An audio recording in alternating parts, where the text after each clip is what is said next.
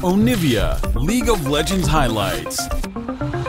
Into the Jhin, so that would be my go-to. But still, largely it's squishy members. You have the ulti dropping from GP, Nautilus to follow it up. GP plus Jhin ult is always a pretty strong combo there with Zid. Well, it's not Huni trying to make it a slow push. He's got to bring his jungler back over, though. Both junglers are here, though. Fudge down to half HP. Lands a Sonic Wave. Not going to be a kill. Fudge actually just spammed his keyboard and controlled his own turret. Now Blabber wants in. Not going to find the damage. Blabber, he's going to fall. He jumped in to die first. Blood goes to Spica. Of course it is Spica. They do not lose a second turret plate up top. And TSM, they're recalling on a ward. This can be some level E over the wall. No, he's gonna flash in. Oh, as the rest of the team is gone, SoloMid's left alone. A risky recall location is punished. He has flash, he has exhaust. He's gonna dodge every single skill shot but one as Perkz claims the kill in the end. Gonna be able to grab that kill nicely towards this dragon here. It is a very late first one compared to the rest of the series. So we heard an ulti come across, I believe, towards the top lane to keep the turret alive, but it might not quite do that. Cannon is still up there, and Lost putting out some decent damage on the Ashe. Tier 1, and it looks like the race is going to be won by TSM. They will get it just slightly, but still, first turret gold going to them. The objective, and should finish a turret in one of these side lanes. Yeah, we'll see where they want to drop it. I'm kind of expecting it maybe towards mid, even AD threat, kind of forcing armor out from your opponents. And then Power Evil just kind of gets to run rampant, right? He is that big AP threat, but he is a serious AP threat on the Azir. They're going in. Flash Q's going to land. Power Evil going to scoop backwards. Will he survive? Also flashes out, jumps back to his minions, and he's going to be okay. Sword has the front line. Going to stopwatch one of the ultis. In the front line now is Blabber. Tries to stay alive. It's going to be 1 for nothing. He's out of range of Ashe. Finally, the ulti ends, and Lost trades him back. A 1-for-1 team fight. Jungler for support. More dragons spawning. Now, Soul is not a likely objective in this game, but dragons are still some free stats for sometimes very low effort. Pee-wee gonna look into the bottom lane. Fudge has flash, burns it, tries to get away, but a flash kick into the wall means Speaking can set him up, and they should just have the damage, and they do. In the top lane, a 2v1, TSM knocked down Fudge. Nice yoink by Perkz. I don't believe they can guarantee it just yet, but they buy a hell of a lot of time. Spike comes in, nice! That is really good, that is really good. They claim the blue, they're gonna try to claim the dragon. They will do so, but the arrow landed onto Perkz. The man couldn't flash a 3,000 range skill shot, but a great snipe by Lost all the same. Time to run away is gonna be enough. Spica does not have flash, but does he have a ward? No, nowhere to hop to, so we can't get a backwards kick. Vulcan takes the Q, they cannot kill him at a depending on how quickly they kill those dragons, but C9 looking like they might want to take a fight. Flashes, look for the Q. Lost gonna flash that one again, finds the stun. This is gonna be a lot of CC. Gets the ulti across, but they will still knock down the Nautilus. Aftershock or not, doesn't matter. They have the damage to kill him. Volley, sadly it is Perkz taking the wave. That's maybe a miscommunication, but it still ends in Cloud9 saying, we're gonna go mid. We will give you a dragon. The first dragon doesn't matter too much. We'll take the turret. Generally gonna be worth more that gold than the mountain stats.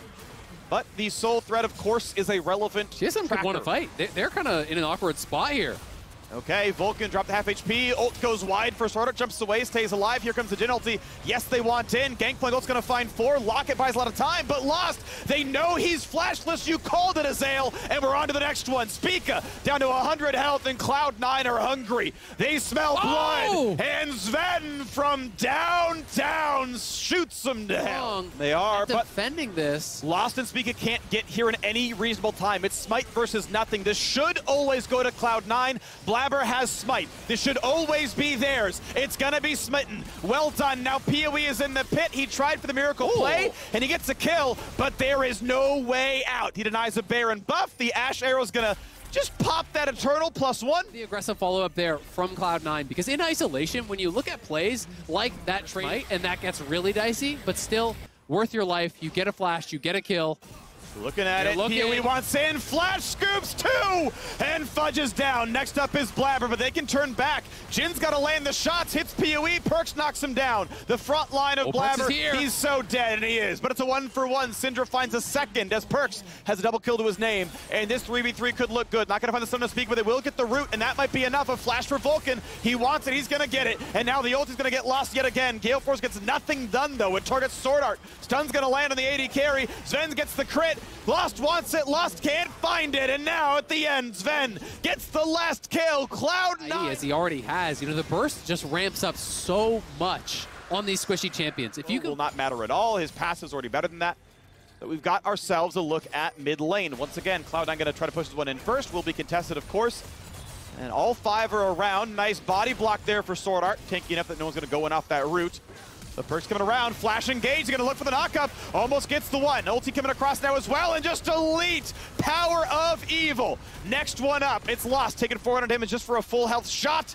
As the turret comes alive, we know Baron's up in 7 seconds, and Smite has been saved by Blabber. It's all about punishing the missing summoners. Again, this time, it's Power of Evil without a flash, and they're just going to keep going forward. He's got to be careful, though. Yeah, loses the Sterix gauge. He's pretty tanky, though, all the same. He can kind of heal up a little bit onto the Baron, but they still want the fight a little bit here. But a big shock blast means this is going to be a bit worse. Can Cloud9 stop this? TSM making an aggressive play. Fast. Early damage coming across, and they can just burn it. There's not going to be a chance for a steal. That's a clean Smite. Well played. Banshees in for perks. Not the zoning for the Banshees to spell shield the arrow. Speaking of which, it's going to land on a Blabber. The ulti comes across, making him hard to kill. Still out of range of most of it, and they're just not going to shut him down. Sterix pops. He's okay. Nah, loses the Guardian Angel. This could be enough. Can TSM get it on the re-engage now? They're going to find some decent damage. 1 kill picked up. Fudge pushing the top lane. Will not kill Huni. If he can recall, they can save it. Spica low. He's going to get rooted yet again, and Lost has nowhere to go. It's going to be a kill picked up, and they've got to just keep running and running and running because Gangplank is knocking them because they have the jungler. The 4-on-4 is close enough that they say, nah, you can't contest.